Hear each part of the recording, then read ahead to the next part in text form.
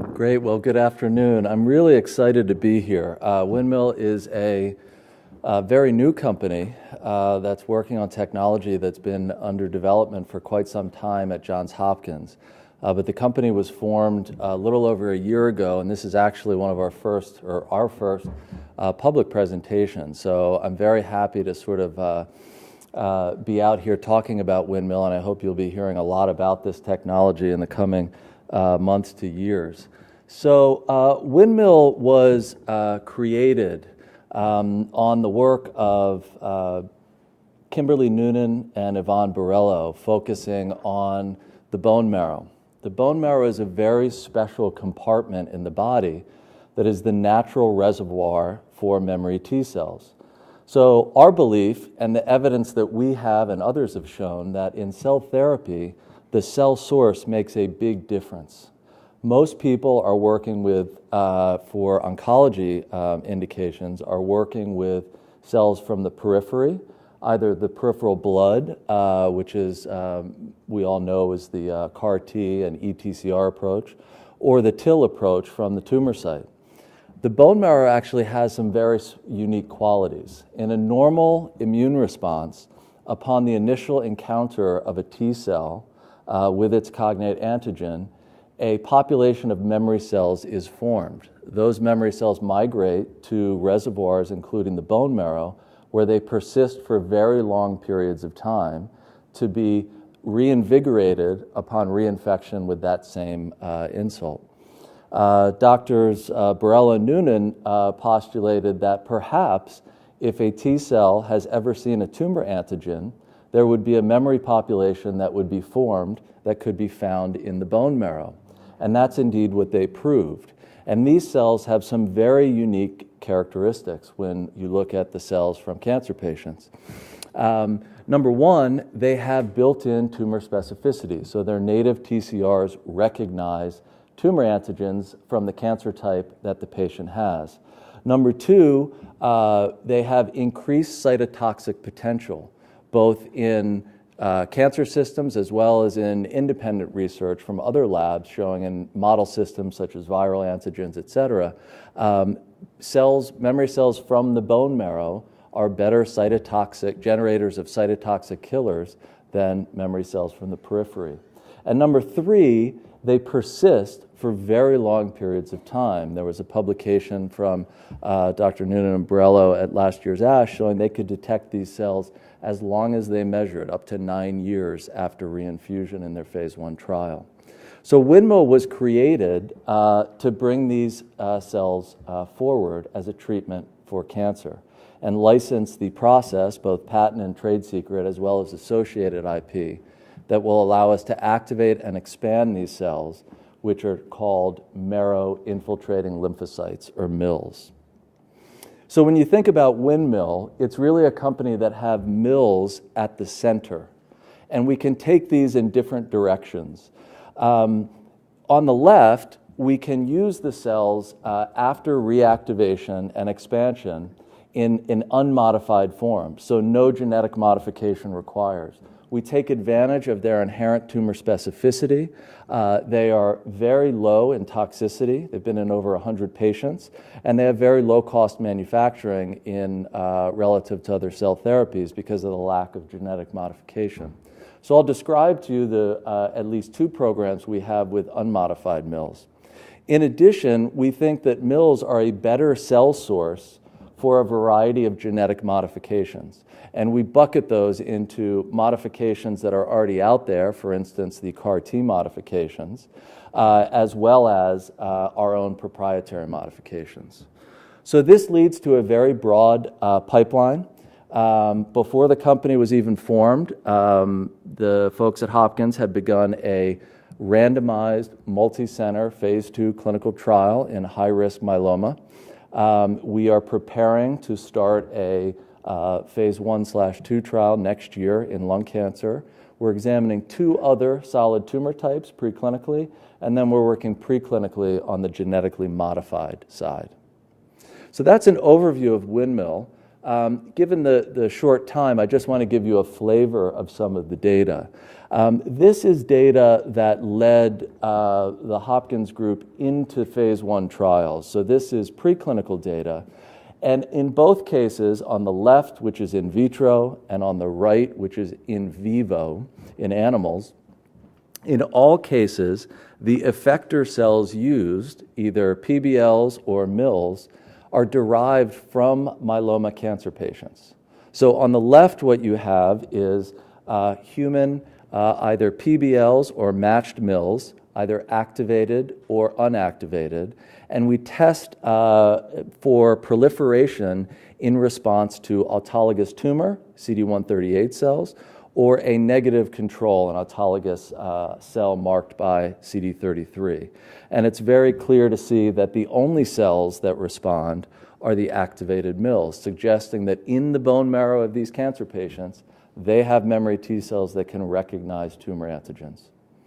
On the right is a NOD-SCID animal model where a human myeloma cell line was introduced, and the mice were treated with either activated PBLs or activated MILs.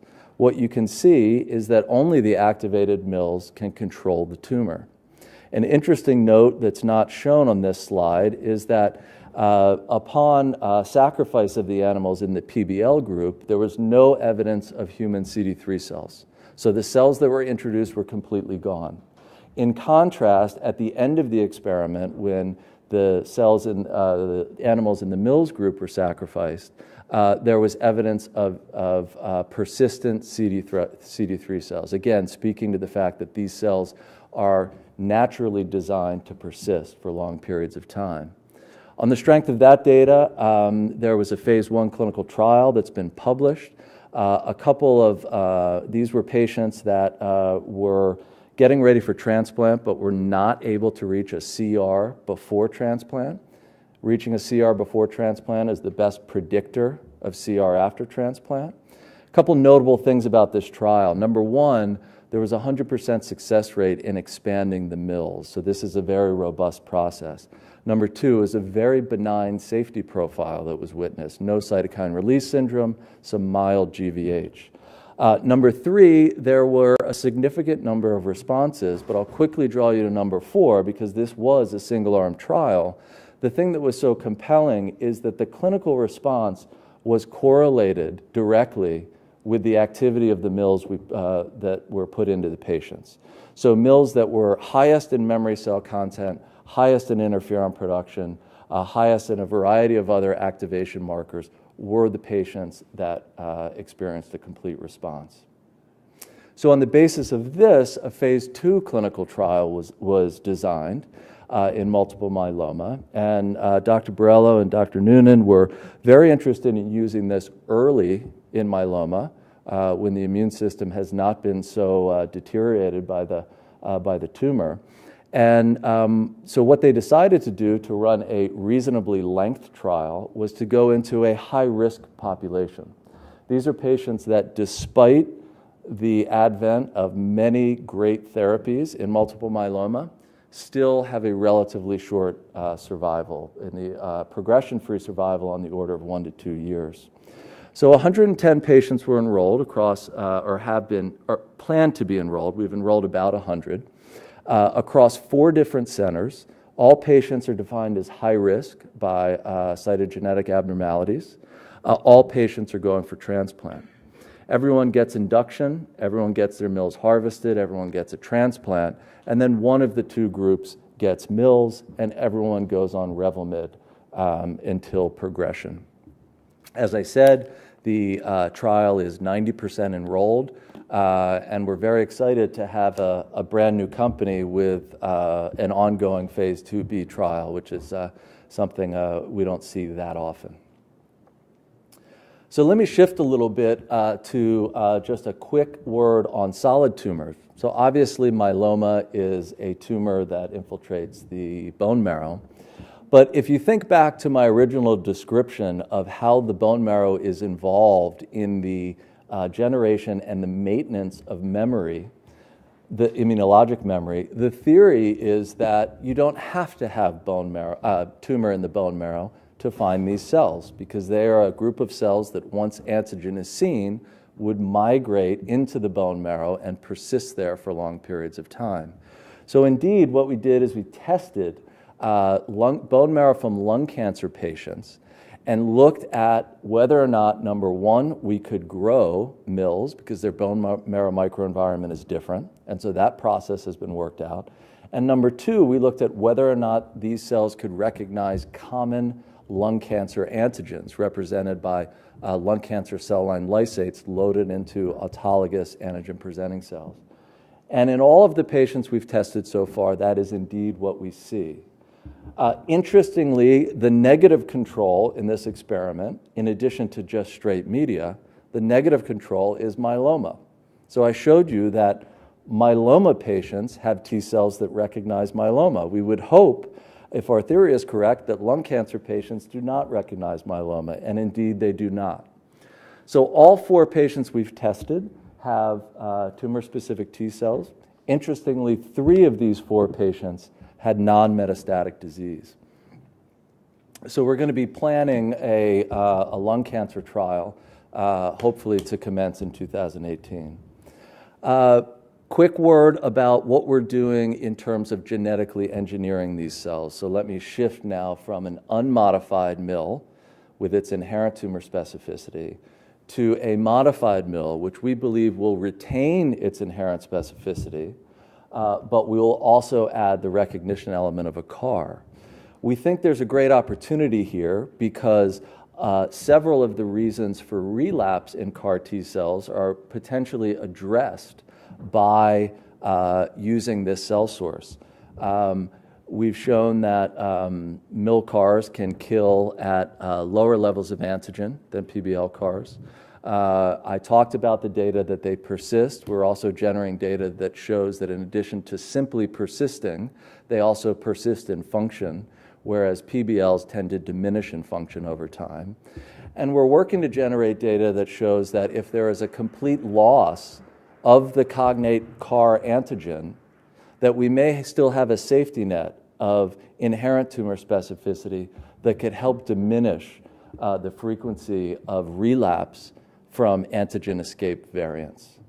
And so this is the sort of data we're looking to show. I'm not going to dwell on this, but we're looking at systems both to show that the MIL CAR kills better than the PBL CAR in a cognate antigen positive system, as well as in models of antigen loss. So final 2 slides, just a few words about who is behind the company. Domain Associates, a well-known venture capital firm, Silver Rock and Fox Kaiser contributed $11 million roughly a year ago to get the company off the ground. Kim Noonan joined from Hopkins as a founder and our chief scientific officer. Steve Fishkoff, chief medical officer. Janice Phillips, we hired as one of our first hires to head up manufacturing, because that's such a critical piece of what everyone in this space needs to worry about. We have a very experienced board. Don Hayden was just named our chairman. He was the former president of Worldwide Pharmaceuticals at Bristol Myers. And then we've constructed the SAB to have a variety of perspectives. Ken Anderson is obviously the president of ASH and a myeloma expert. Yvonne as a founder. Marcella Maus is a cell therapy expert. Drew Pardall is a tumor immunology expert, and Jeff Weber is an immunotherapy for solid tumors expert. So we're trying to cover the basis of perspectives from each of the different components of what our technology does. And then I'll just close with what we're planning to do over the next 3 to 4 years. We think there are a lot of exciting milestones ahead of us. We should have a potential interim look. We're deciding exactly how deep that look is in mid-18 on the myeloma trial, and final data at the beginning of 2020. The lung trial we're designing should be, it's a Simon 2-stage design, which should report out data very quickly. We are budgeting for a second solid tumor trial. We're trying to pick the tumor type there based on preclinical data.